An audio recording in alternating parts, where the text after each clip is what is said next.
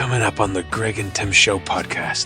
Oh, beach, baby. Give me the sand in my toes. Like this joke that I was raised in the woods by hippies. It worked good for a long time, right up until it didn't. I wish I was a messenger and all the news was good. I wish I was the full moon shining off of a Camaro's hood. Oh, good Lord. It was COVID times. That sounds terrible. That's how we start the show. Get your earballs ready. Welcome to the Greg and Tim Show podcast. Take time to sit back and relax and enjoy the show. Here are your hosts, Greg and Tim. Tim's wrote a intro, and he's going to read that real quick. Yeah. Well, I did not write an intro. That's 2 for 2 with no intro. Not only did I not write an intro, I asked him a question before we started the interview, which was one of your questions. Anyways, welcome back to the Greg and Tim Show. As always, Tim, Greg, and we have a guest with us this week. His name is Matt Ivel. Am I pronouncing that correctly? Yep, that's correct. Yeah. Matt Ivel. He is a local musician and a multi-talented person. We're going to get into a few of the different things that he does, as well as some of his new music right now. Have you listened to some of the music? I have, yeah. Yeah, which one? I like that. It was part of the intro. He's got a really good memory. He just doesn't remember things.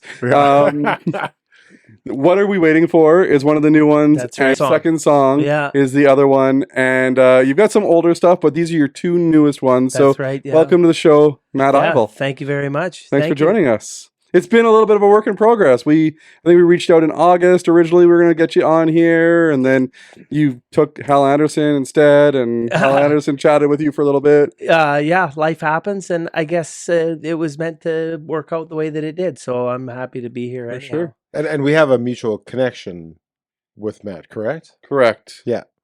Yes, you do. Yeah, Alyssa says to say hello to you guys as well. Nice. Yeah. So is she still out there firing off all your emails for getting your music out there?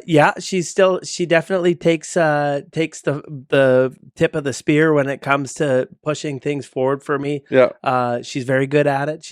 Has a lot of networking in the city and in the community. Yeah. And so I'm very lucky to have her as my she champions me as I champion her. For sure. She sent me a text message. This was back in August. I think I was driving back from Minneapolis, or I was driving from somewhere, and she said, "You got to get Matt on the show. He's got 2 new songs coming out, and here are the songs." And she sent me the songs, and she sent me the interview with Hal, and just to and I was like, "Yeah, for sure. Let's get in touch." We tried a little bit, and then summer happens. Yeah, and it was meant to be. Winter happens, and all that kind of stuff. But how have things been going since August with your music? It's been going very well. I continue to sporadically pop up and do shows kind of here, there, and everywhere. Yeah. I do mostly acoustic stuff anymore.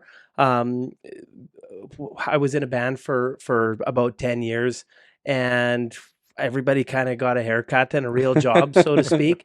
And you just got the haircut. Yeah, just the haircut. And my drummer moved out west. My bass player works for Canada Border Services, and so everybody kind of went. We're all in different provinces. It sounds like now. the summer of '69. I was thinking the exact same thing. Right? It's Is Bryan Adams before your time too? No, he was actually at his peak when I was just kind of really starting to get into music. Okay. So definitely a relatable influence. Yeah. Who quit? Joni? Joni got married. Joni got married. Who quit? Jimmy quit. Jimmy quit. And Joni got married. Bravo. So who? Let's give you a shout out to your drummer, because I know Chad Armstrong, Chad the Lad Armstrong, and Matt. That's a great name, by the way, for a musician. Chad Armstrong. Chad Armstrong. He's a drummer. Wow. Yeah. Chad Armstrong as the drummer on drums. Chad Armstrong. Right. He's a beauty, and he's a very good songwriter, lyricist, and he's when it comes to the songwriting process. He's always been somebody that we bounce our ideas off of one another and collaborate a lot there. He's a very good musician. Yeah. And you said your bassist was Matt Ashworth. Matt Ashworth. Again, another great name. That's a Matt Ashworth. Right out of that. Solid name. And you got 2 Matts in the band. Yeah. So it's kind of it just all works together. Yeah. It did. It worked good for a long time, right up until it didn't, and then as And then they quit and they got married. they moved away and did their own thing, and musically from there, I sort of transitioned into doing more acoustic, folk CanCon stuff that's more suited to kind of my background and my style. Yeah. Yeah, I was talking to Allie a little bit, and I was saying, like, it sounds very much like what's coming out these days. Noah Kahn, who's very, like, folky and acousticy, but also has that rock sound to it. Like, your sound is very similar to that. Who would you liken yourself to as an artist? As an artist or influence? You know what? I would have to break that into two columns, like, because I came into music in the 90s, the grunge scene was big for me. I listened to a lot of Springsteen, I listened to a lot of Pearl Jam. Nice. I listened to a lot of Red Hot Chili Peppers. You know, Anthony Kiedis as a songwriter, and through his experiences, His drummer's name was Chad too, I think. yeah, They're all Chad. Chad Dangus, maybe. I'm probably wrong about that. It's just we can't. Isn't his drummer the guy that looks like Will Ferrell? Yeah, that's the guy. Yes. Yeah, it's I think his name is it's Chad. Chad. His Yeah. name's Chad. And then at the same time, the way that I was raised in a very rural community in northwestern Ontario, my parents were both very musical. I like to joke that I was raised in the woods by hippies, which is kind of a bit of a exaggeration, but it's not far off. Okay. And they were big into the 70s scene, so that left its mark on me as well. So like my influences when it comes to my sound and being earthy and folky and kind of having a very Canadian vibe to it is largely because of the musical household I grew up in, and then of course the things that you listen to when you're coming of age. So no disco. No disco. No disco. Right? He did wear half a Canadian tuxedo today. He Did he? didn't go Yeah, full. I suppose I did. He didn't go full Canadian tuxedo. No double denim. No double denim. I grew up listening Pearl Jam, Red Hot Chili Peppers, Soundgarden, like all those types of bands as well. So Yeah. those were the bands of the 90s. A little bit of Nirvana. Nirvana kind of came and went really quickly, but Pearl Jam. Have you ever seen Pearl Jam live? I have.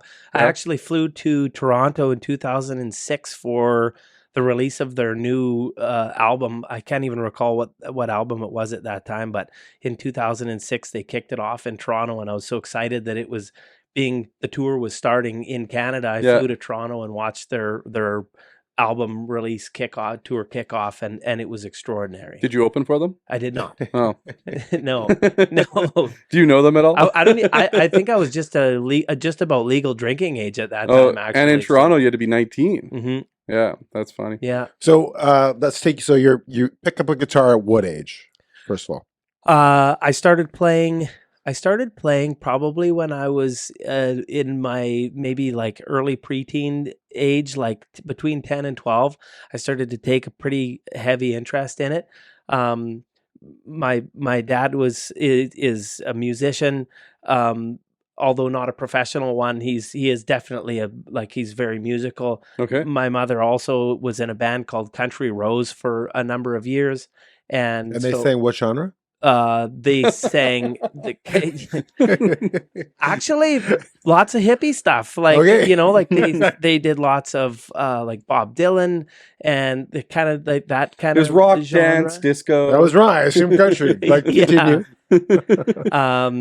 And so like growing up, there was always a lot of kitchen table gatherings, lots of neighbors and other musicians coming and singing, and I was always the kid at the top of the stairs that was listening intently to all of the hooting and hollering that was taking place at the kitchen table, and that fascinated me. Yeah. So that was the kind of the beginning of it for me. So you grew up in an atmosphere that's musical. You become a musician. Do you find after a couple of decades into it, you identify yourself as I am a musician?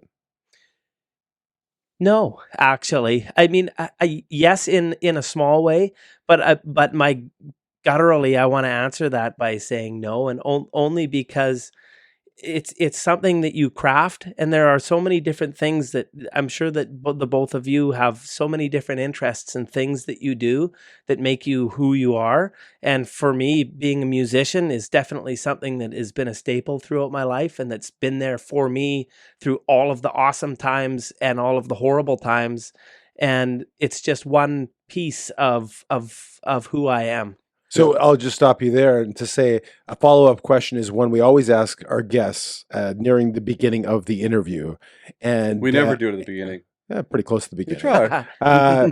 And it kind of blends into what you're saying. But who is Matt Ivel? Who's Matt Ivel? Matt Ivel is a guitar-plucking, train-driving motorhead with a great appreciation and love for life. Nice.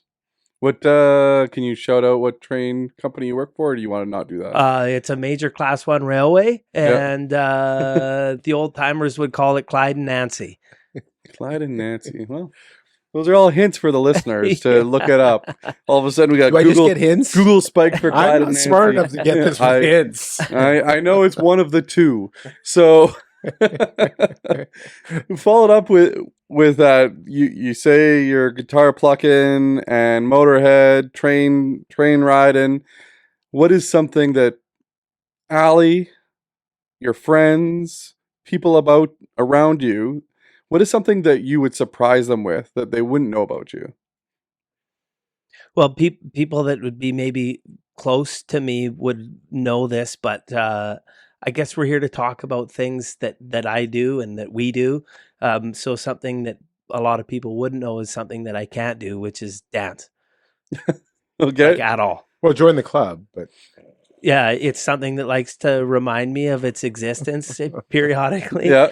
But like, So there's like actually on stage with the guitar, yeah. with the guitar on stage, you're 2 feet planted and that's it. There's actually a medical condition. It's called 2 left feet. Okay. But it's I have secrets that I can do to like kind of hide behind my inability to maneuver myself. I know a couple of people that will sing on stage with the guitar, and when They'll they're just toe told tap. when they're told to take their guitar and put it away and sing, they have no idea what to do with their hands. They have no idea what to do with their Yeah. body, and it's just like it's exactly that. So I have a trick that I like to do. It's like my secret weapon. I'll usually just go, if I'm playing at a pub, I'll just go and grab a bar stool yeah. and bring it up on stage. And because I do acoustic stuff primarily, my performances are acoustic. Yeah.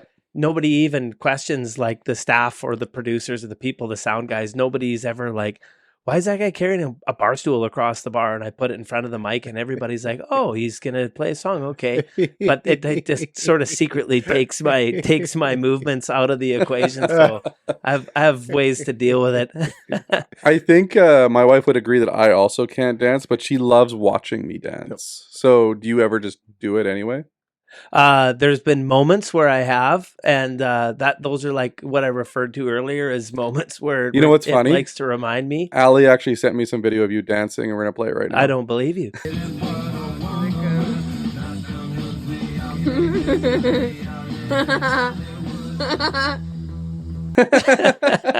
They've been erased. Oh, I will work on that though. I have a friend who claims they are the best dancer, and they're very proud of their dancing. You're gonna rhyme the name? Everybody else I talk to say he's terrible. So, like, if you were to rate yourselves and your ability to dance on a scale of 1 to 10, where would you place yourselves? I'll start 0 for myself. Well, it depends. I'm a 4.5. 4.5. Yeah. I'm going to say I'm a 1.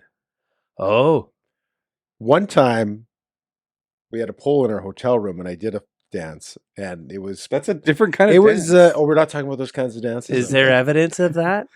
There was. And we're gonna There cut was. to that. There was a video, and it's on an old phone, but it's a true story. It's a very true. We were at the Wisconsin Dells, and we got a hotel room, Okay. and it was like a theme thing, and there was a pole in the middle of the room, and I did do a dance, and it was on a phone at one point, and the phone was shaking because my wife was laughing so hard. That's interesting. Yeah. I would have climbed to the top, slid down, and said, "I'm a fireman," and dropped It's the like mic. there's a pole in the middle of the room. You can't like. not dance. Yeah, it's for fun. It's for fun. Yeah. It's so bad, it's good, right?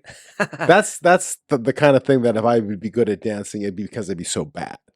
Yeah, I give myself 4.5. So you know how to play guitar. When you go camping, do you bring your guitar with you? Yeah.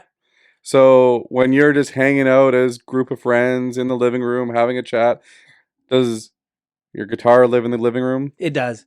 So does it ever go, hey Matt, why don't you just play us a couple songs? Yeah, that's a thing that happens for sure. You got to read the temperature of the room though, right? Like, Yeah. so I don't want to be that guy that just sits down and starts playing because Johnny everybody Cash. hates that He guy. takes out his You start back playing pocket. Hurt. Yeah. I hurt myself. So you're going around the campfire. It's a summer night. You're the guy that's got the guitar. Yeah, when the vibe is there, then it's like, okay, I'll bust it out, or playing the piano at Christmas and like Christmas songs. Oh, you and play the stuff, piano and too? Yeah. Okay. Okay, if I have to say, ask one song, and you can decide the song. You're on the campfire. You pick the song. Which song? What's your go-to song?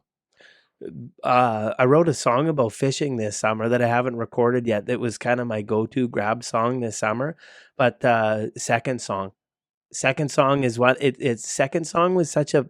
I have a kind of a funny story It's a about very the second campy song, like campfire style song. Yeah, it is, and I had one of the things about songwriting. Songwriting can be such a beast when it comes to. I'll back up a little bit here if that's okay. Yeah, for sure. But like to categorize songwriting, there's two different ways to write a song, and for the biggest category, the most of us is you write a melody, and then you put words to the melody, and then you there's a creative process where you work out how that works. And so you do the writing second, the music first. Correct. Okay. And the other way to write a song is to write it lyrically. Yeah. And then put a melody to the lyrics. Like that is the mutant group. I don't even know how you could possibly. It's like stuffing a square peg into a round hole. Yeah, it just doesn't work. happen. Yeah. Chad the Lad Armstrong actually writes his, the Lad. Okay, Yeah. now we know his middle name. He I writes. think it's a nickname. I'm pretty sure. That's an old one, yeah. But Chad writes his music that way, and I've never understood it. He's quite good at it. Eric Clapton is another guy who writes his music that way. It's a strange way of doing it, but anyway, generally most folks will write a melody. They'll suss it out, and then the writing process begins. That's the most exciting part for me. And second song, I had worked on that melody for some time. When I get a new melody in my head, and it starts to, I call it mining for gold nuggets, because you can sense that there's something there, and then you have to go to work and you have to excavate throughout the different licks and chords and structures so that you can find the good hooky bits and try to assemble it in a way that really has impact. And so I'd been working on the melody for second song for some time, and the lyrics of it just completely, like, I think I wrote that song in 20 minutes.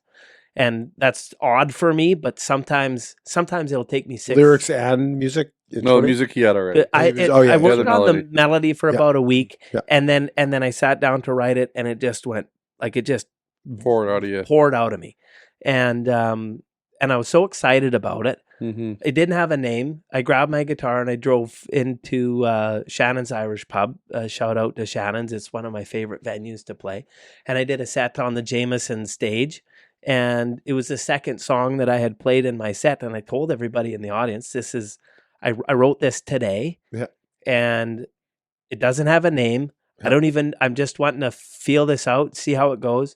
And I played it. And the reception was so well received. It was so well received that after the show, everybody came up to me and everybody was saying, "Oh my God, the second song was amazing.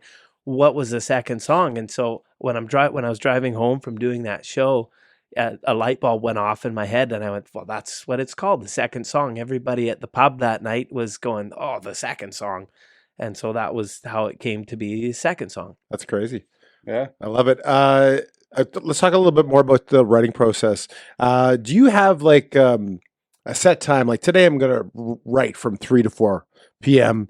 and I can take a break, and I'm gonna write from 9 to 10. Or do you have a pad of paper and whenever the spirit leads? Oh, and then you pick up your guitar. Like how structured is your writing process? I've learned over the years that the creativity isn't something that you can just call on demand, and for everybody's different. And for me personally, when I wake up in the morning and I'm having coffee and I'm feeling fresh and energized about the day, coffee, pen, paper, and that's when I'm able to extract the best.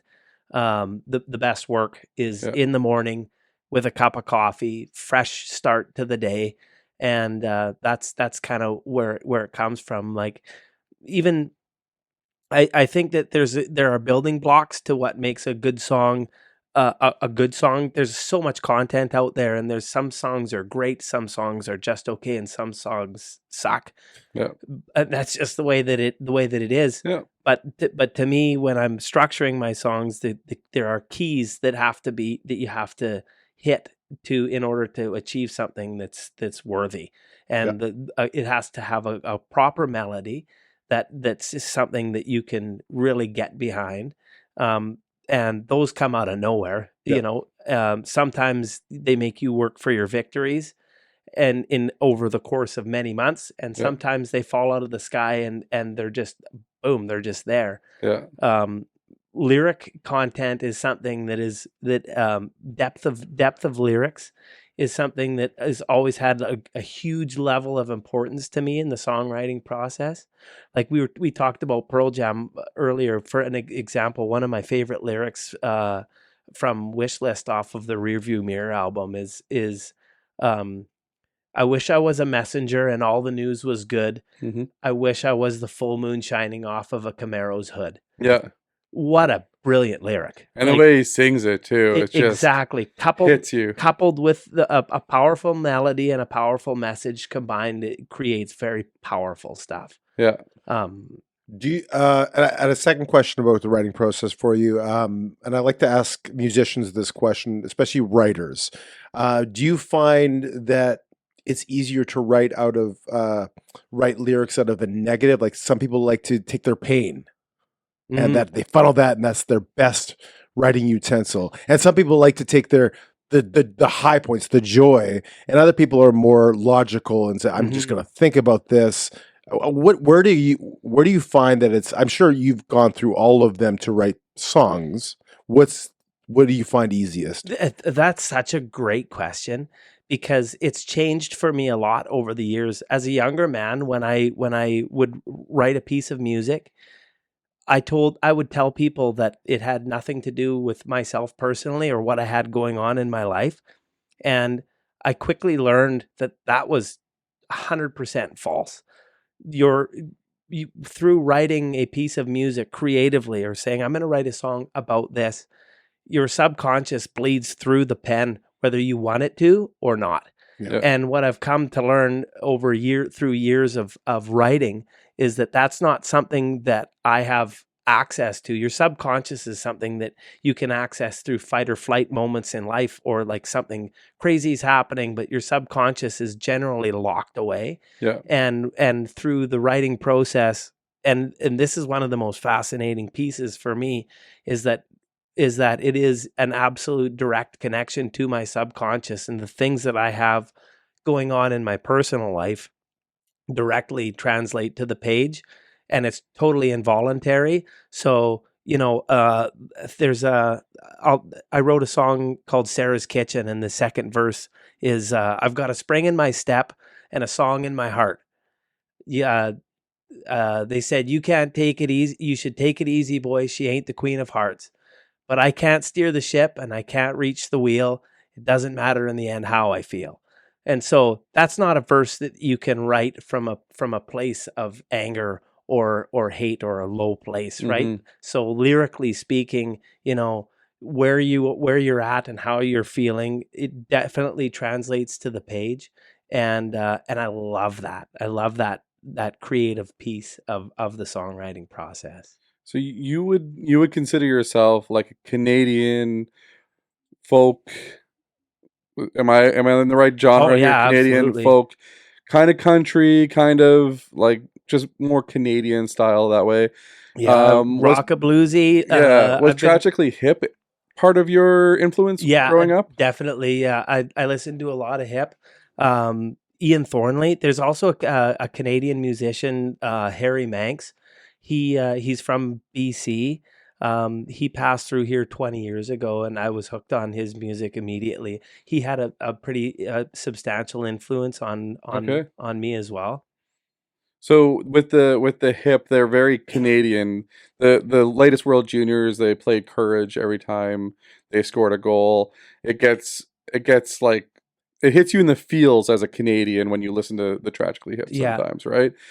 When you think of your music, what songs or what are you trying to um get out of people when you play your music? What are the emotions you're trying to convey? I guess it depends on the vibe of the piece. Hmm. Like what are we waiting for is a fun upbeat song that makes it's uplifting and it's happy. Yeah. And that was its purpose is to help people, to get through adversity with an optimistic outlook. Yeah. And so that piece for me is like but at the same time, sometimes writing sad songs is something that has always come very naturally to me. Yeah. And in order to write a happy, upbeat song, I have to put in conscious effort in order to achieve that goal. Mhm. Whereas if I just let everything go the way that it went on its own course, they'd probably all be sad. Like Louis Do you- Capaldi, Do you find that people just gravitate toward the sad then? Is that what you're saying? I think I do. Okay. Yeah, I think I do. And that's like it's just a kind of a default. I think to put it Do you- bluntly, I can remember my brother saying to me at one point, he said, "Why are all your songs so sad?" And of course, you wouldn't be the only one. Like a lot of people will. I mean, the joke about Taylor Swift is, every song is about breaking up. Yeah, right? Yeah. Is- But I guess it all depends on where you are in life at that moment, Mhm. right? And like, do you ever just sit on the couch in Allie's office and just play music for her? Yeah. Yeah. Yeah, 100%. Yeah, it's how she became my girlfriend, actually. Yeah. Oh, you can tell that story. Yeah. You got to tell the story now. Oh, good Lord. Well, it was COVID times, and I was a new Manitoban, and I like to joke that we met at the dentist, but that's not true. We actually met online, and she came. Is that up, something everybody knows? they do now. Okay. Yeah. Although meeting at the dentist would make a better song, but continue. Yeah. It would be better if you met at the dentist online.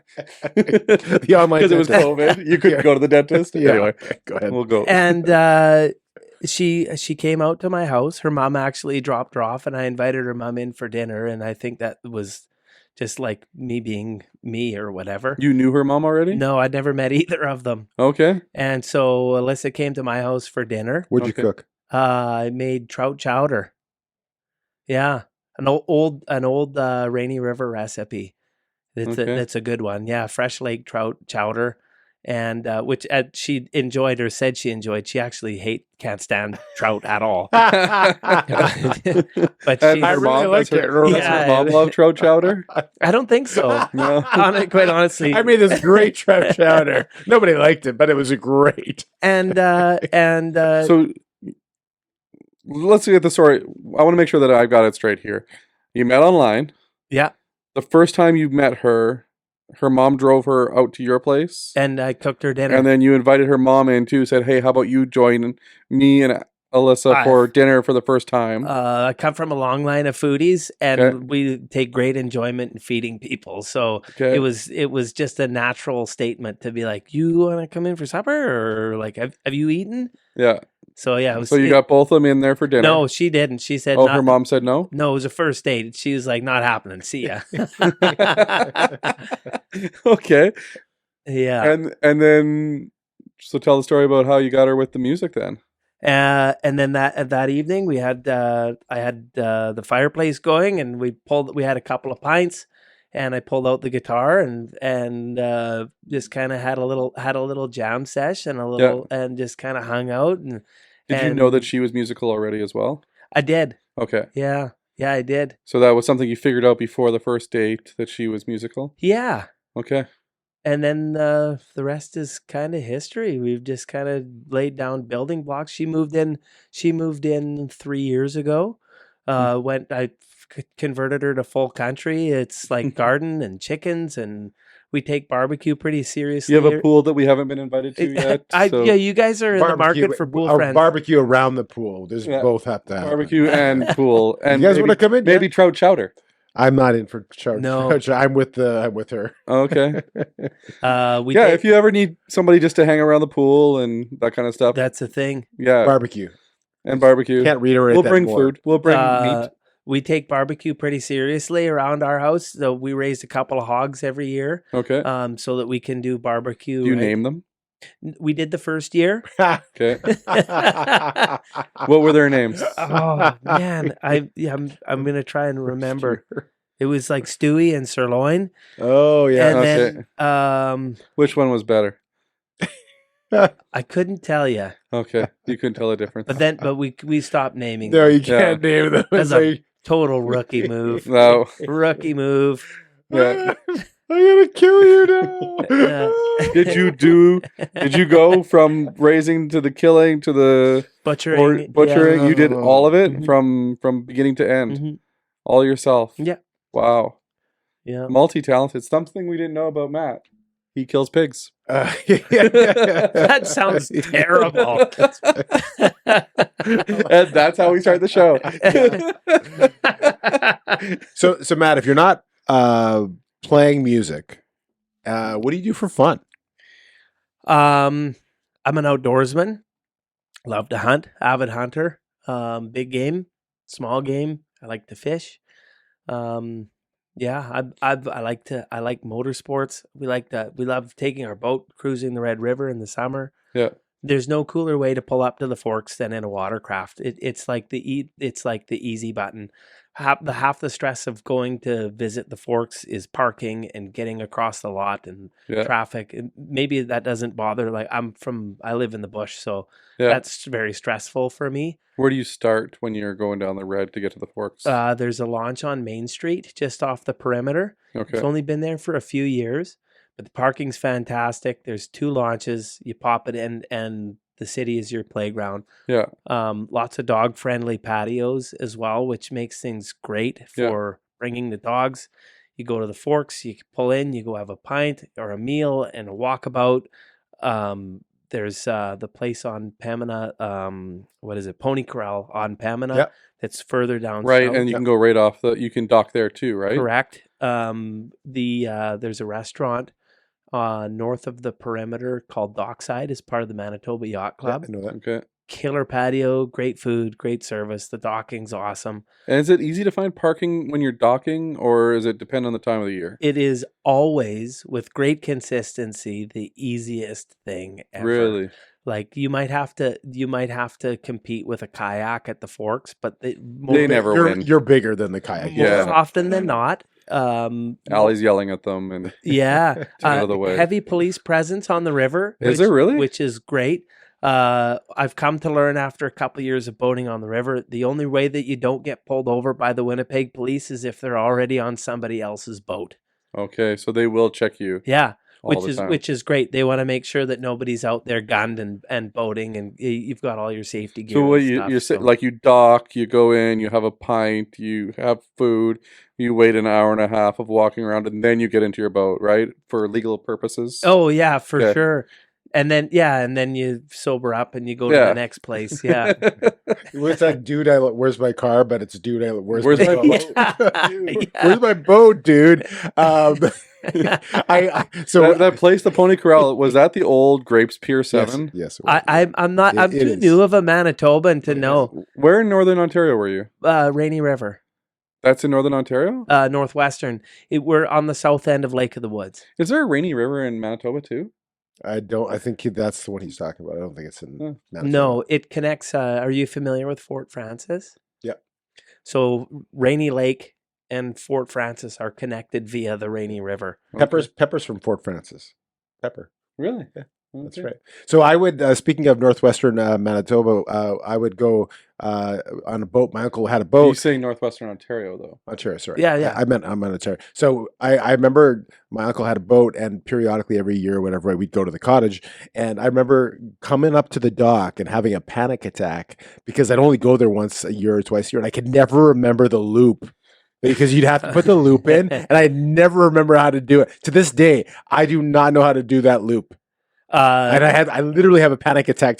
I would be like, okay, I'm just gonna hold it. Is it gonna hold? Is it gonna break I didn't free? even know how Is to it do gonna it. go Like, Oh, that's the one where you gotta loop it through the thing, and then you gotta wrap but it I around. couldn't remember the order of the loops. There's a whole bunch of different fancy knots, but I'm like old bunny hole. I would tie it like in, a around, through, and all. shoelace. Yeah. Yeah. So you just tie a regular old. Yep. Yeah. Okay. Well, I was looking for Maybe the you don't fancy need to way worry do so it. much. Yeah. Maybe I don't, Yeah. but every time I have this little panic. I Yeah. know that's what for Not some to reason worry, that just Tim. popped into my head. I'm sure your knots are fine. Yeah, I'm not. I'm sure they're not. Did you lose a boat when you were little? Is that the problem? Little boat. The boat. yeah. Where's the I boat, did- Tim? You're supposed to tie the Dude, boat. where's your boat? Where's your boat, dude? You didn't tie the boat. No, it didn't. You recently recorded music that's new, the 2 new songs in a recording studio. What prompted you to record stuff more professionally now? You said all the other music was recorded by yourself. You did it in your home. This is the first time you've recorded in a studio. It was, and it was kind of a bucket list thing for me to go to that level.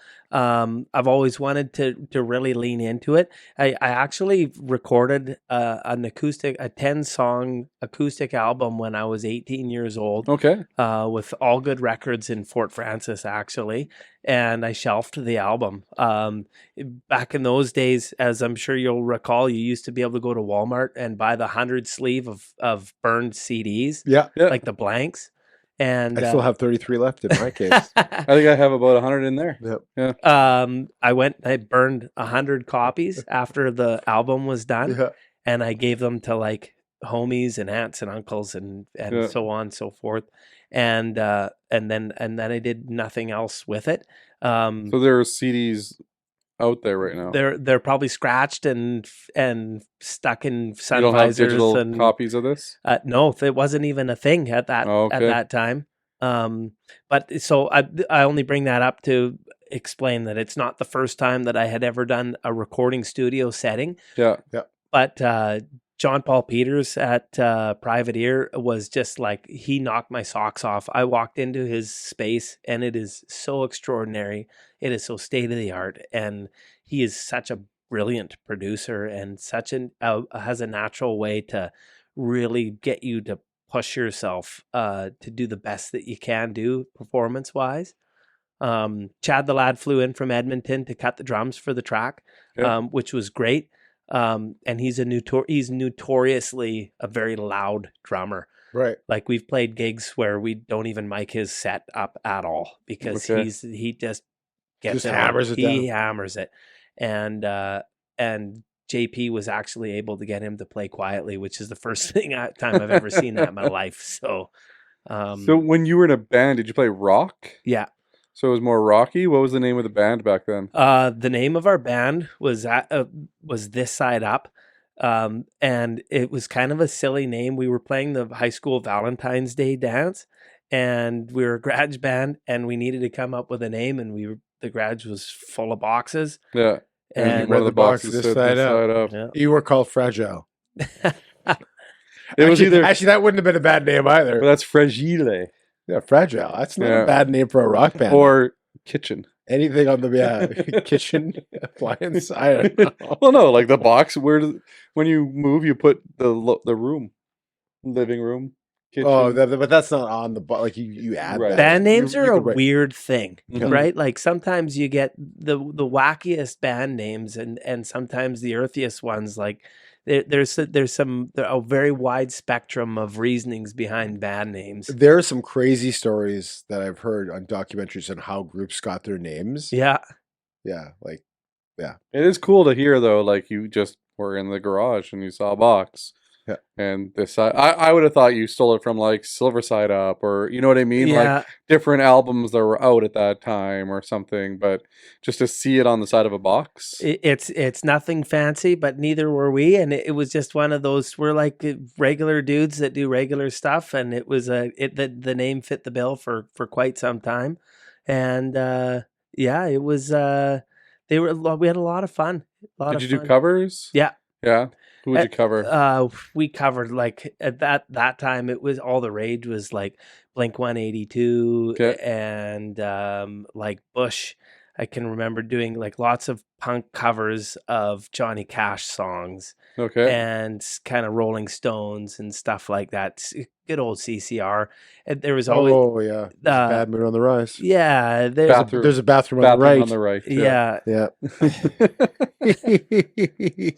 Can we get into a little bit more about riding the rails? Do you have a job with the company that we can't name? That one of the two, Clydesdale. Well, yeah, Clyde Nancy. yeah. What do you do? What's your job entail? Were you gone for periods of time? What do you do there? I'm a locomotive engineer.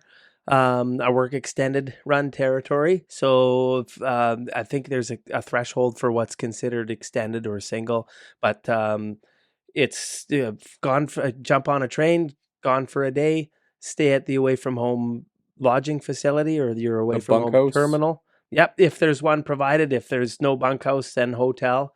And then you rest up and you jump on a train and you bring it home the next day. So I'm ignorant about what you do when you actually operate. You operate the train? Correct. Okay, so are you like pulling levers? Yeah. Are you have a steering wheel? Like brakes, what does it look like? So getting them going is easy. It's stopping them that's the hard part. Okay.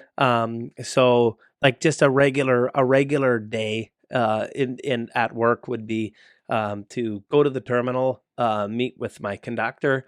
His job, the guy that has to be outside. He's the outside guy, but also doing paperwork, lining up, lining up all of your paperwork, talking to all the authorities, talking to the dispatcher, talking to all the yard masters, making sure he's basically planning everything out for your train. Right. And then we build it. Unless it's already been built, then we just get on it and we hook and book. What do you mean build it? So generally speaking anymore, our trains are usually right in and around 10,000 feet long. And so because the infrastructure at our terminal is set up for trains, they used to be under 6,000 feet. Right. And with technology, the way that it's worked out now, they have units, locomotives placed throughout your train. So we have the capacity to haul a lot more, which makes things a lot more efficient. And so our trains are way bigger. The infrastructure is set up for smaller, shorter tracks. The trains going out of the terminal are much bigger, so it requires 2 tracks to house them. So generally, building a train entails doubling up 2 tracks, setting a locomotive in the middle, linking it all up, lining up your departure and going. Yeah, so you have to actually walk the line of the train, or is that just the conductor that has to do that? Just the conductor. Yeah, so you got the easier job of the two. Yeah. Especially in the winter. The warmer job. Yeah. Until you got to stop, then I have a harder job. Then you have the harder job. Yeah. My brother is an engineer as well with one of the companies. I don't know if it's the same one or not. Okay. But I've heard stories. He used to be the conductor, and then he became the engineer. Yeah, same with me. I've been with my company for 18 years. Okay. And the first, I'd say 7 years was the same thing. And then you gradually work your way up. You started in Northwestern Ontario? Yeah, that's correct. How do you become a train conductor? You go to school? So the company that I worked for did all the training. Okay. They have a campus locally, and they have a training facility. They give you all of your credentials and your Canadian rail operating rules, transportation of dangerous goods, because we move a lot of nasty stuff. Mm-hmm. And then from there, it's a seniority based craft. Right. Yeah. It's a good old blue collar job. Yeah. Very Canadian, though. Very Canadian, very Winnipeg. Yeah. We've got the second largest rail terminal here in Winnipeg. It's in Canada from coast to coast. Yeah. And one of our subdivisions is the largest port of entry in the country. for intermodal traffic. So Well, it's a yeah, busy I- place. So Winnipeg was supposed to be the hub of North America. Winnipeg Right. was the hub. Well, of North geographically, America. I mean, it's pretty much No, and then the plane. As soon as No. the plane took, No, you didn't want to know what changed it? The Panama Canal. oh When the Panama Canal was built, yeah, nothing had to go. It could go right around there. And That once was- the Panama Canal. that was the start of it. But trains were still. If you didn't want to take a boat, you would take a train, and then It was just easier when for them. when the planes took off, and they would just bypass us by going over top of us. Mhm. That was the bigger thing. But so in theory, I could start a second career as a conductor if I. No, you'd have to be a conductor. You'd have to work in the yard first. So I work in the yard that's first. true. Because For how long now would I it's have to work in harder the to yard? become a conductor. So with my company, there was a hiring freeze from 1992 Okay. to 2006. 2005 they started up again. Mhm. So there's like this huge block of like 15 years where they didn't hire anybody. The dark And so years. now the guys that hired on in the 90s, Yeah. it was Now they're starting to 2026. They're retired. So they're all gone. Yeah. And so now there's this huge vacuum of seniority whereby if you were to hire on right now, you would be shouldered up with the guys that have, rather I should say it another way, the guys that hired on when I hired on So 20 years seniority. with 20 years seniority were shouldered up with guys with 37 years Right. out there. And then slowly it's going to be you with 20 and then somebody with 1. So then we'll all start to go. Long way of saying it's a terrible time to hire onto the railway, but there is still demand. It's a bad time. In Okay. theory, you could, but you'd be in the yard for a while. Well, you get in the yard and then you'd be a conductor and then you could go to the engineer. Like you have to follow the Yeah, Hierarchy, process yeah. and you have to put in your years. Yeah, that's essentially right. with the rail yard, right? yeah, You can't just like come in and be like, I'm the best conductor in the world and here we go. yeah, exactly. You have to actually put in years there. I love being a conductor. I love being outside. I love being you're way more active as a conductor. If you break your train and the conductor has to walk back 7,000 feet and walk back, or you double your tracks together, like you put miles on foot, and it's good for you. And you're wearing like heavy duty shoes Yeah. too, and you're usually wearing clothing that's not the lightest either, I would assume. Seasonally, yeah. There's that saying in the industry that railroaders are way underpaid way overpaid in the summer and way underpaid in the winter Okay. because it can get pretty nasty out there. Yeah. Just work in the summer. Yeah. I wish you could. Well, he became an engineer, so now he doesn't have to work outside as All right, often. fair enough. Yeah. So, do you ever take your guitar on the train with you?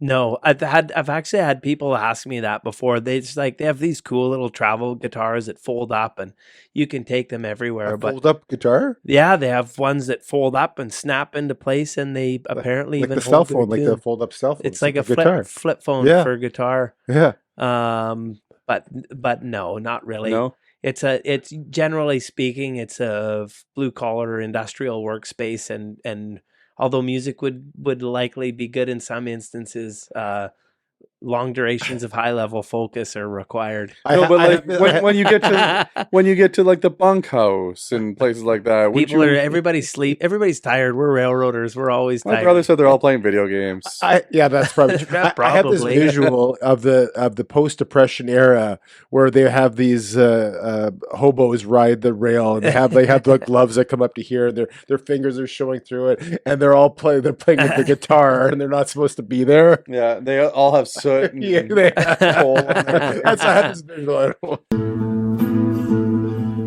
I ride these rails to nowhere with the wind for a friend. The road behind is empty, the one ahead won't end. Still I sing for supper.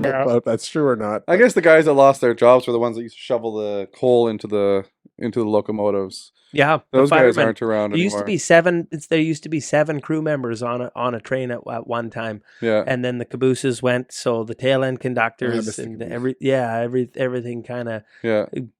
get with the times, right? Like all industries evolve, and the railway. I is think the everybody same. should take a train ride once in their life. I How many agree. people I are agree. on the train now when they Two.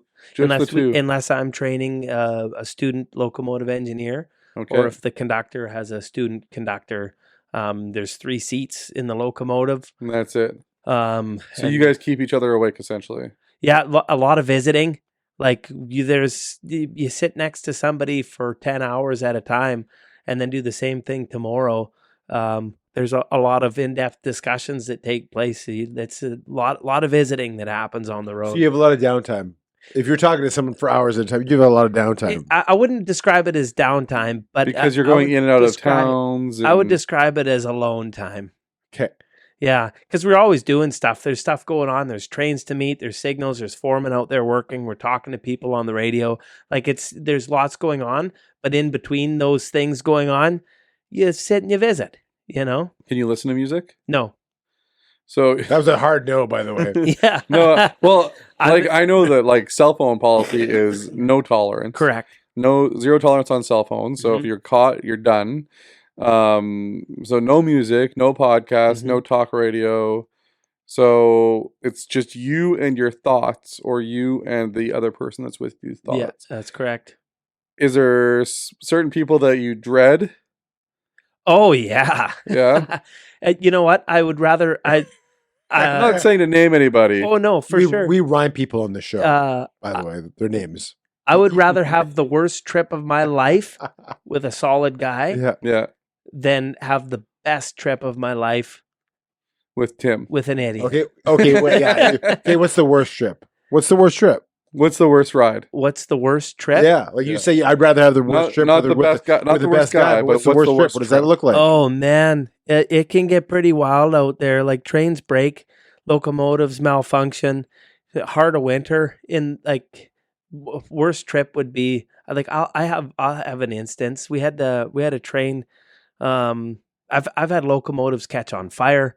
I've hit rock cuts. I've hit vehicles. You have like fatalities are a pretty standard thing in the industry that nobody really likes to talk about, but it's a thing. Yep. But like we have a cab company that's exclusive for rail crews, moving them from terminals and stuff. Like if you have eastbound traffic and westbound traffic, obviously if there's 10 westbounds that go to say Sioux Lookout and that next day there's only 6 westbounds, well now you have a deficit of east to westbound, so you've got 4 extra crew members sitting at the bunkhouse. Yeah. What do you do with them? You got to taxi them home because they can't keep you there for forever. So taxiing is a big part of it, but like your train can break, your locomotives can malfunction. You can get caught out there in the middle of nowhere. The railroad tracks that you mentioned that you used to go to Manaki. There's a lot of Canadian Shield between here and Manaki where there's no road access. There's no a whole lot of nothing but the Great Canadian Wilderness. So if something goes wrong, you're not stepping on a road. Yeah, you're stepping in the deep snow if it's in the winter. Exactly. Yeah, 6 feet heaters can fail. We had this.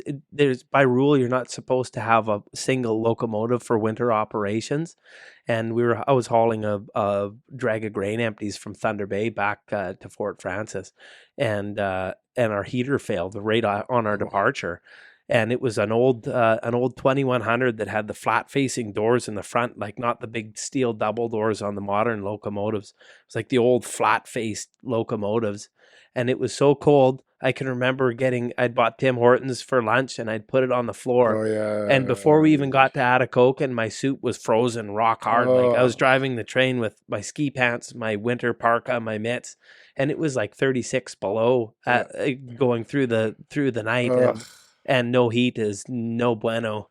So like there's just stuff that can make your day really sucky. Yeah. But it's kind of why they say you're underpaid in the winter, overpaid in the summer type of thing. Because in the summer, everything is pretty streamlined. It works really good. Yeah. And it's just like Canada. Nothing works in the winter. It tries and it does its best. And in 30 below, things break. It's just a thing. Yeah. Right? 30 below break stuff. Yeah, for sure. In terms of like your rail career and your musical career, do any of them influence each other? I think so, in a way. I'm a good old blue collar union man, and when it comes to songwriting, I think that lyrically and musically, they both coexist in a way they're similar to one another in a way. You know, I've written songs about the railway, and it always, like people that are in the industry, I've played them for colleagues and buddies and friends and stuff, and everybody Yeah. kind of gets a bit of a kick out of it. But that would be the only translation that ever made its way to paper. Yeah. Do you want to go into the game? We like to play a game with people. Definitely like to play a game with every one of our guests. I like games. I'm interested to see what the game is. Well, it's the same game we play for every guest. We play different games for different guests. This or that. This or that is one of the games we played. This or that. He can preach a sermon or pass it if you'd rather. Do you want? Okay, so we did this with one of the pastors. It's called Preach It or Pass It. Okay. So is that what it was called? Yes, it was. Okay, Preach That It was or a Pass joke. It. What was the other one that we had with Jasmine? Is it Make Believe or Maple Leaf? Maple Leaf. It's a So history that was versus another the game. made up headline or Make something Believe that or actually Maple Leaf? existed Okay. on the media. But this one is actually That's why I asked what game is he talking about, because sometimes there'll be a specific game to a specific game. But this is actually called This or That. This is the one we commonly play with every one of our guests. Okay. Not every one of our guests, but for the most part, this is what we do. So no, we do this with every guest, unless it's a returning guest. we didn't do This or That with Ed. Yes, we did. We did? Yep. Well, maybe we did. Okay. But it's very simple. It's either you pick one thing or you pick the other. Got it. But the key thing that I always have to remember to tell our guests that Greg always reminds me of is when you pick one, the other one ceases to exist. So if you said my mother or my father, if you picked one of them, the other doesn't exist. Okay, and so you pick the one up and you move forward with the next thing, or is it just They don't They're have very anything separate. with each other. They're not connected It's to each just- other. And you can decide to go into in depth about something if you feel really strongly about And something. you cannot pass. Yeah, you cannot pass. And you cannot change your mind on anything. You have to answer. None of these are so particularly. like if you pick one, the other one disappears. they're forever. not bad. Don't worry about it. Yeah. The first one we know the answer to because he sets us up properly. Apple or Android? Apple? Oh, we knew that Well, how do we know that? because you talked to him before. You know exactly what he's going to be. No. Although I have looked behind both curtains, and I'm definitely Team Apple. Yeah, Yeah. I'm on I've a only losing talked to streak. him on Instagram, so I Yeah. don't know if he's The blue bubble is a status thing. Yeah, they only play with each other. They don't play with the other phones. Yeah, Tim Stick has an with Android. us. Yeah, okay. Continue. Next one. Beach, laying on a beach or going for a hike. Oh, beach, baby. Give me that sand in my toes. All right, fair enough. Okay, you're 2 for 2. Best beach in Manitoba? Ooh. I haven't explored a ton. The only beach that I can say that I've really been to is the one in Gimli, just on Main Street there. What a charming little town that Is that is. Winnipeg Beach? Yeah. Is that what it is? Winnipeg Beach? Is that what it's called? I believe Winnipeg Beach is south of it. I think Gimli's a bit north, but Yeah, their but town the beach is deadly. the beach that's in Gimli. I know what he's Okay. talking about. It's a very nice place. I like Gimli. Yeah. Why don't you build a beach in your backyard? It could. Just put the pool in the ground. That would be a good Build a idea. beach around that. It was a terrible idea. Acoustic set or full band? Oof, acoustic bit just because Tony Chad the lad is out. He does not exist. he can be on the cajon. No. I think that's classified. He as is correct. You can't have the acoustic percussion. Yeah, you definitely can have acoustic Okay. percussion. When you start playing guitar in your living room with your friends around, just shout out the first name that comes to mind, okay? You're playing the guitar, your friends are around. Who's the first person to start playing the bongos? Oh, Chad the lad, 100%. Okay. He can. I've seen him literally disassemble my entire kitchen with pots and pans, and start, he can make it sound like an absolute symphony. Like, it's impressive. Are you legally obligated to say the lad after saying Chad? No, but it's a groove that's been carved for Okay. many years. All right, yeah. And the fact that he's Armstrong and he plays the drums. Chad Armstrong. I mean, that's Like, cool enough. Yeah. Yeah. Anyway. Yeah. Go ahead. I can't be a drummer. I can't even be in a band with my name. Greg right- Stewart. Yeah, it's like Yeah, I could be a poet maybe. It's not good. Writing alone or co-writing in a room full of people. That's actually something that I've never done. So I guess I'll just stick to Old Faithful, cup of coffee in the morning. I prefer to write alone. Right alone. Okay. And going with coffee, if you're having coffee in the morning and you're not at home, do you rather have Tim Hortons, McDonald's, or Starbucks? McDonald's. Correct. Tim Hortons and I Starbucks know. disappears forever. Okay. It's fine. He can make his own egg bites. You know what? I can find peace in that. Yeah, he can make his own egg bites. So far, Does Alyssa know that I wiped out the Starbucks chain though? yeah, 'Cause that'd she be- will now. You don't have to pay So $7 far, this for, is what we got so far. We've got Matt living with an iPhone on a beach by himself with an acoustic set, drinking McDonald's, writing alone. So this is where the sad songs. That sounds great to me. This is where the sad songs are coming from. No, it sounds great to me. I'm right there. Studio performance or live show? Live show. Oh Okay. yeah, give me that audience. That's so fun. Hey, we got people again. Finally. Do you like playing slow songs or fast songs with an audience? What pumps you up? Pumps you up more the fast stuff or just like Or the girls ballad? crying? You can't lead. I find I have a hard time leading with a sad song. So I usually start out with something that's Yeah. more catchy and upbeat and fun, Yeah. and then I try to make you cry. Yeah. Okay. I do enjoy That's also what Tim does for the having show. people cry. Yeah. But usually when I'm pitchy on stage. Do But you- anyway, Do you like movies? I do. Are you a superhero movie guy? I definitely geek out on superhero movies. Yeah. Okay. So I just took a stab at the dark at this one, but go ahead. Marvel or DC? Marvel. Just to CGI quality, I think, and screenwriting. They got their stuff got funny around 2018. Their screenwriting took up a lot of humor, and that really elevated them for me. So Batman and Superman disappear forever. I know that's a toughie. Hey, Have you watched all 23 movies Leading up to Endgame. Endgame? there's probably been Have you 20 watched them since. all? yeah. I mean, I'd have to go back a ways, but yeah, I have definitely. Right. Okay. Netflix and chill or romantic dinner out? Romantic dinner out. But are you a night owl or do you love your early mornings? I like to get up early. Okay. Yeah. Showers or baths?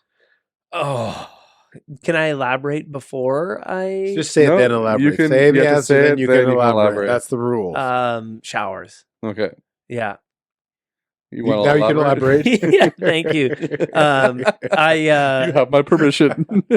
You know what? I grew up in an old farmhouse, Yeah. and we didn't even have a shower. And when it was tub time, it was everybody ran through the tub. And in those times, in those days, gotta that be was first. just the way that, and everybody fought for the first slot. If you were the last slot, it was just not the best position to be in. So, yeah, I would have to say showers are a wonderful thing. All right, fair enough. Shower. And if you knew somebody who only took baths, what would you think of them?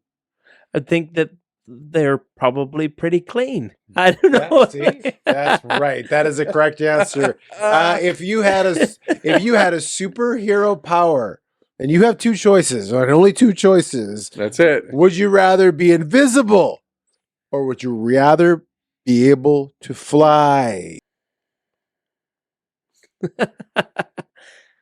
I feel like both come with great. Oh wait, I have to give the answer and then I can elaborate. That's correct. Can I ask questions? No. Yes. No. You can ask questions. Yeah. Go ahead. Okay. How fast can I clock this flight?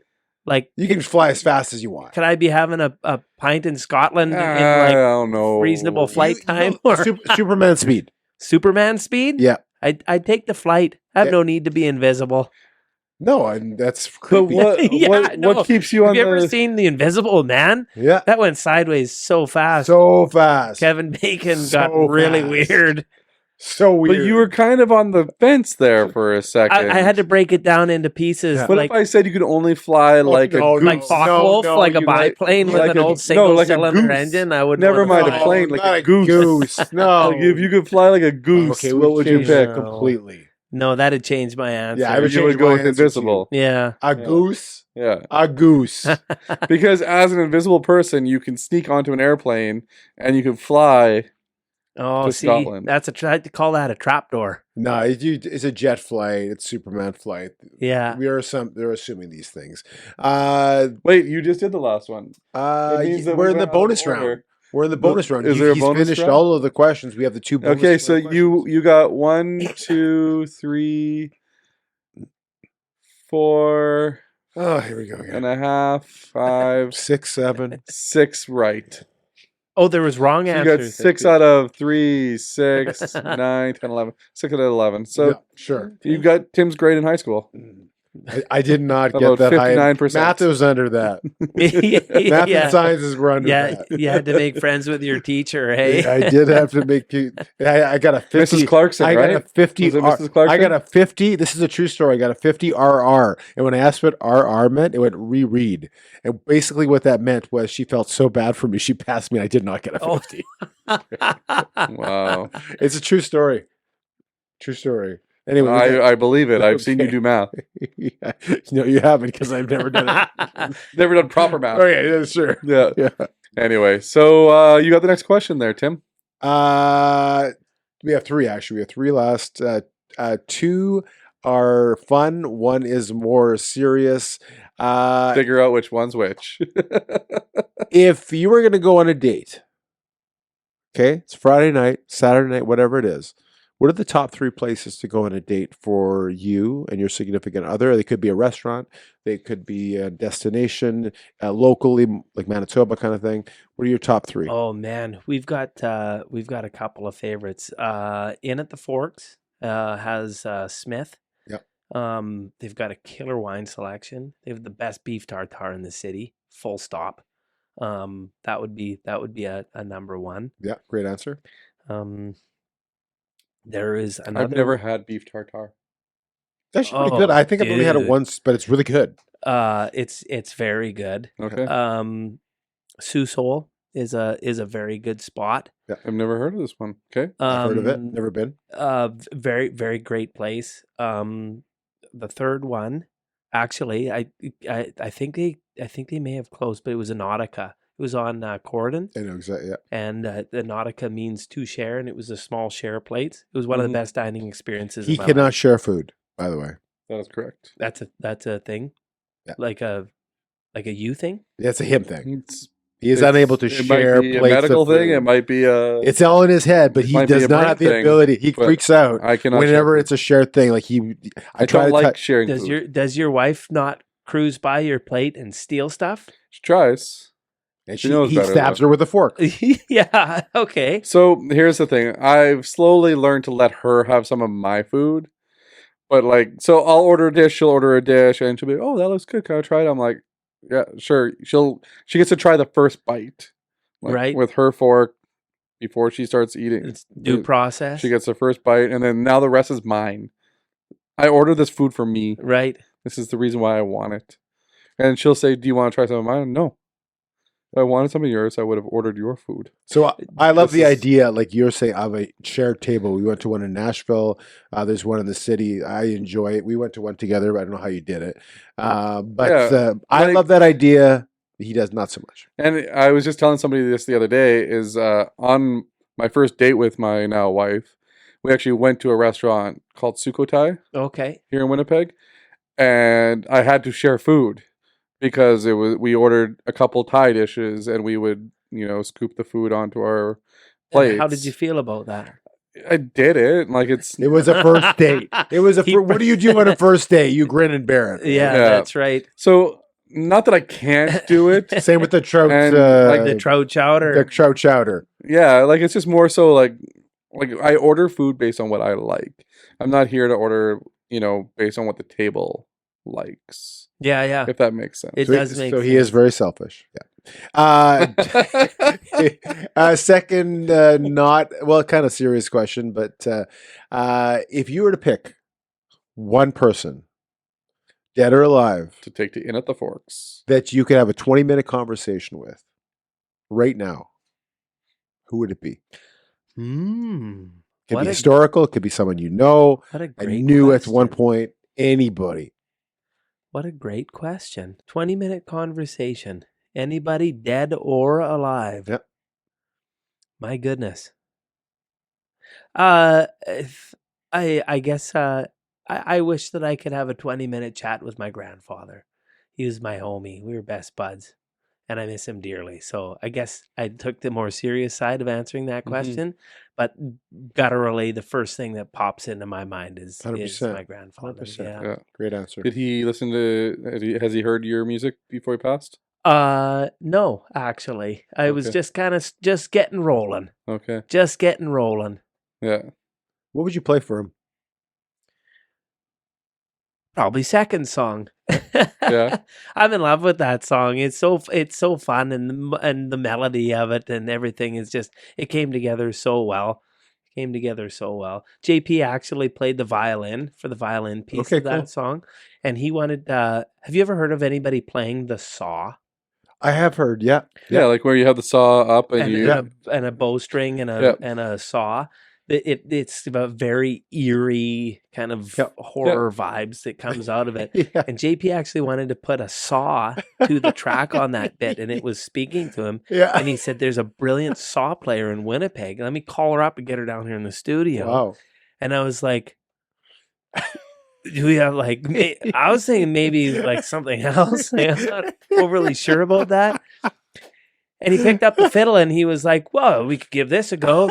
And he layered like 6 different melodies on top of it. He played it, then he played it a different way, and then he blended them together, and it just blew my socks off. And we ended up sticking with that. And so It just acts the saw. yeah, If you will. like I want people to feel it He's in a punny sad way, sometimes. but I also don't. Yeah, I don't want them to also stop halfway through the song and go, yeah. "Should I be afraid?" It's just a psycho horror- vibe. There's psycho vibes in the song. Yeah. Is this a horror movie or? Yeah. Yeah. What is, and this is the last question, and then you're free to run out of this place as fast as you want, or you can hang out. What is one piece of advice that you would give to Matt Ivel, 18 years old, just finishing high school? What would be one piece of advice that you'd want to give to him? Slow down. And it's better to chase after your problems than to have your problems chase after you. Yeah. That's awesome. That's actually a Thor quote from Ragnarok. Really? Yeah. Yeah. I've never. I vaguely remember. I watched that movie. I Yeah. remember It's I one of the watched better that. Thor movies. Yeah. I liked Thor Yeah, it slapped. Ragnarok. Classic rock and slow motion fight scenes is an untapped, amazing realm all into its own. And that's a great reference. I One like of the how- reasons why I love Guardians of the Galaxy too is just the music. That it Yeah, has in that, exactly. There's those movies. tracks that you're like, why am I not listening to more oldies? Yeah, It hits. yeah. I've always said this. The 70s is the most underrated musical decade of all time, and the problem was disco took it over and messed it up.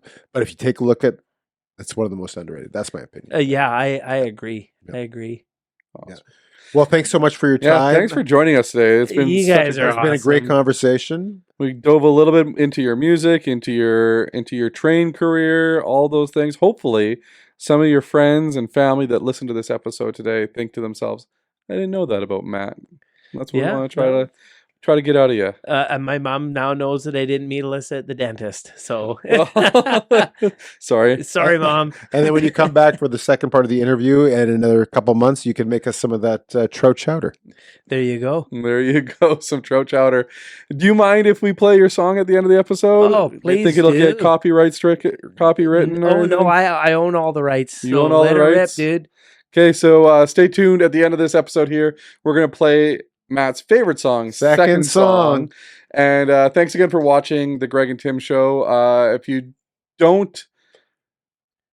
haven't already, Like, subscribe, share, comments, all the good things. and we've got Matt's stuff linked below. So if you want to listen to his music, if you want to subscribe to him on Spotify, Apple Music, all those fun things. Are you on YouTube as well? I am. On YouTube. All of Matt's links are below, so make sure that you give him a follow. Make sure you give him all the love as well, and feel free to start throwing the comments in there because we'd love to hear the comments of what you think and what you think of Matt's music as well. So thanks again for watching, and have a great day. Have a great day. Thanks for your time. Thanks again, Matt. Okay, thank you very much. Thanks for watching the Greg and Tim Show podcast. Don't forget to like, subscribe, and share with all your friends. Sharing is caring. Left my heart in Manitoba. Heaven knows that I fought for ya.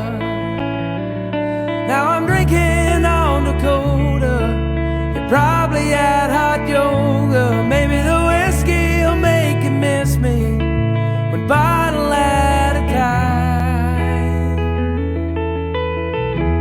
Baby, I got you on my mind.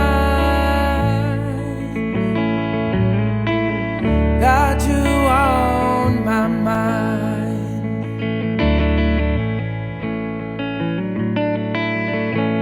Mama, take me to the river, turn my pain to gold and silver. If there ain't no harm in asking, have another gin. Save your sorrows for tomorrow, says the devil with his grin. Guess I'll take it on the chin. Take one on the chin.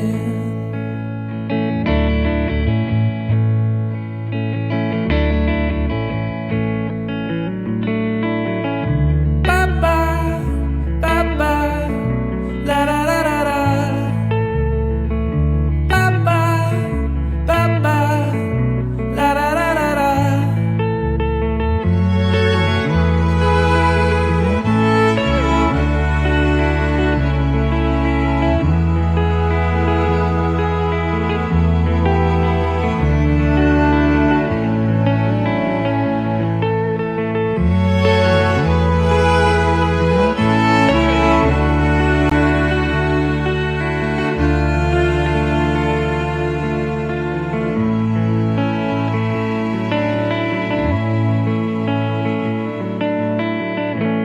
Honey, take me to the fire.